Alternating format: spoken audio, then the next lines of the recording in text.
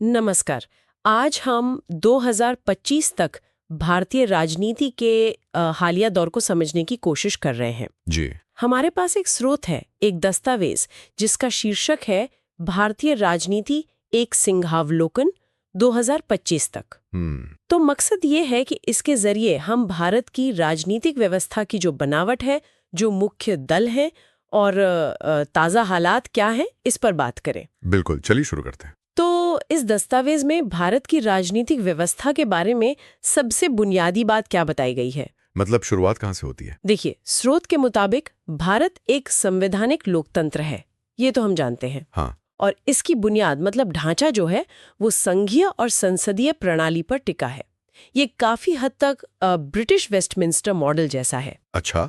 और यहाँ शासन के 3 स्तर हैं, केंद्र, फिर राज्य और फिर स्थानीय निकाय। स्थानीय मतलब पंचायतें, नगर पालिकाएं। हाँ बिल्कुल, पंचायतें, नगर पालिकाएं, ये तीनों मिलकर एक तरह से देश का शासन चलाते हैं। ये दिलचस्प है। अच्छा, स्रोत में लोकतंत्र के 3 स्तंभों का भी जिक्र है, वो क्या है, उनके बारे में थोड़ा बताएंगे? जरूर। स्रोत बताता है कि पहला स्तंभ है विधान पालिका, यानी संसद। हाँ, संसद, लोकसभा और राज्यसभा। इनका मुख्य काम है देश के लिए कानून बनाना। ठीक है। दूसरा स्तंभ है कार्यपालिका। इसमें राष्ट्रपति, प्रधानमंत्री और उनकी जो मंत्री परिषद है वो आते हैं। और इनका काम? इनकी जिम्मेदारी है कानूनों को लागू करना और देश का प्रशासन चलाना, रोजमर्रा का काम। समझ गई। और तीसरा स्तंभ है न्यायपालिका, सुप्रीम कोर्ट, हाई कोर्ट्स। जी। ये स्वतंत्र है, इंडिपेंडेंट जुडिशरी। जी। इसका काम है कानूनों की व्याख्या करना और ये देखना कि सब कुछ संविधान के दायरे में हो रहा है या नहीं। तो स्रोत के अनुसार ये तीनों स्तंभ एक दूसरे पर नजर रखते हैं और शक्ति का संतुलन बनाए रखते हैं। ठीक है, तो ये तो हुई शासन की बनावट की बात। अब अगर हम राजनीतिक दलों पर नजर डालें, स्रोत किन प्रमुख राष्ट्रीय पार्टियों की बात करता है? स्रोत 2 मुख्य राष्ट्रीय दलों का जिक्र करता है। पहली है भारतीय जनता पार्टी यानी बीजेपी। हाँ। दस्तावेज के अनुसार ये एक दक्षिणपंथी पार्टी है, विचारधारा हिंदुत्व और राष्ट्रवाद पर केंद्रित है। हिंदुत्व को यहाँ मतलब सांस्कृतिक राष्ट्रवाद के तौर पर? हाँ, स्रोत इसे एक सांस्कृतिक और राष्ट्रीय पहचान के तौर पर पेश करता है, ऐसा लगता है। और बीजेपी आर्थिक उदारीकरण की भी समर्थक है। और 2025 तक ये सत्ता में है, नरेंद्र मोदी के नेतृत्व में। जी बिल्कुल, स्रोत यही कहता है। और दूसरी पार्टी? दूसरी प्रमुख पार्टी है भारतीय राष्ट्रीय कांग्रेस, INC। कांग्रेस। हाँ, स्रोत इसे मध्यम वामपंथी विचारधारा वाली पार्टी बताता है, मतलब धर्मनिरपेक्षता और समाजवादी सिद्धांतों पर जोर। इसने तो आजादी की लड़ाई में भी अहम भूमिका निभाई थी। बिल्कुल, वो तो इतिहास है। हालांकि स्रोत ये भी नोट करता है कि हाल के सालों में इसका प्रभाव कुछ कम हुआ है। अच्छा, तो ये 2 मुख्य राष्ट्रीय दल हो गए। इनके अलावा क्या क्षेत्रीय पार्टियों के बारे में भी कुछ कहा गया है?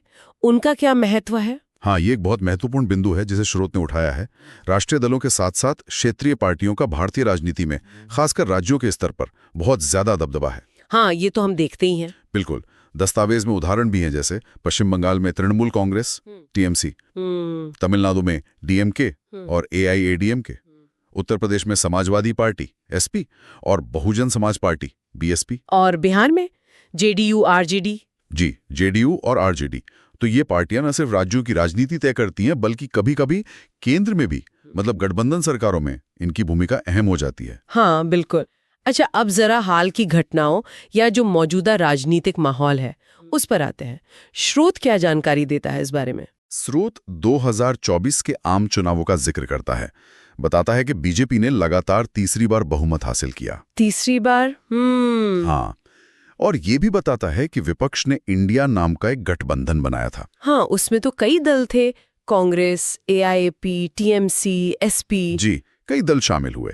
लेकिन दस्तावेज के अनुसार ये गठबंधन उतना असरदार साबित नहीं हो सका जितना शायद उम्मीद थी। अच्छा, क्यों? क्या वजह बताई है स्रोत ने? स्रोत सीधे तौर पर वजह नहीं बताता, पर संकेत देता है कि शायद आपसी तालमेल की कमी रही हो या कोई मजबूत साझा मुद्दा न बन पाया हो।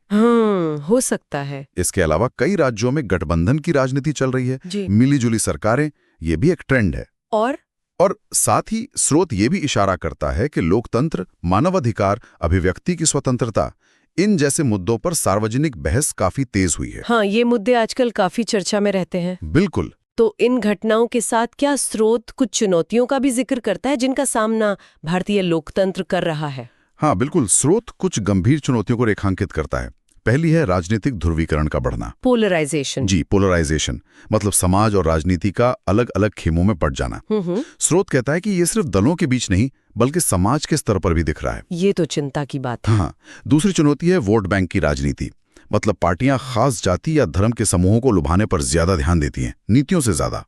तीसरी भ्रष्टाचार, वो अभी भी एक बड़ा मुद्दा बना हुआ है स्रोत के अनुसार। और चौथी चुनौती है विकास बनाम पहचान की राजनीति का तनाव। मतलब फोकस आर्थिक विकास पर हो या खास समुदायों की पहचान और उनके मुद्दों पर, इसमें खिंचाव दिखता है। हाँ, ये डिबेट तो चलती रहती है। जी, और आखिर में स्रोत ये भी बताता है कि न्यायपालिका और मीडिया जैसे जो संस्थान हैं उनकी स्वतंत्रता और निष्पक्षता पर भी सवाल उठ रहे हैं। अच्छा, ये तो काफी सारी चुनौतियां गिना दी स्रोत ने। क्या भविष्य को लेकर कुछ सकारात्मक रुझान या उम्मीदें भी हैं? हाँ, कुछ सकारात्मक पहलू भी हैं जिनका जिक्र है। ऐसा नहीं कि सब निराशाजनक ही है। जैसे? स्रोत बताता है कि राजनीति में युवाओं और महिलाओं की भागीदारी बढ़ रही है। ये एक अच्छा संकेत है ना? हाँ बिल्कुल, नई पीढ़ी का आना जरूरी है। जी, फिर डिजिटल तकनीक और सोशल मीडिया का इस्तेमाल राजनीति में बढ़ रहा है। हाँ, उसका तो बहुत असर है। बहुत असर है। जानकारी तेजी से फैलती है, नेता सीधे जनता से जुड़ पाते हैं। इसके अपने फायदे नुकसान हैं, पर प्रभाव तो है। सही कहा। और साथ ही एक और बात है कि जनता में राजनीतिक जागरूकता बढ़ रही है। लोग सवाल पूछ रहे हैं। इससे सरकार पर पारदर्शिता और जवाबदेही का दबाव भी बढ़ रहा है।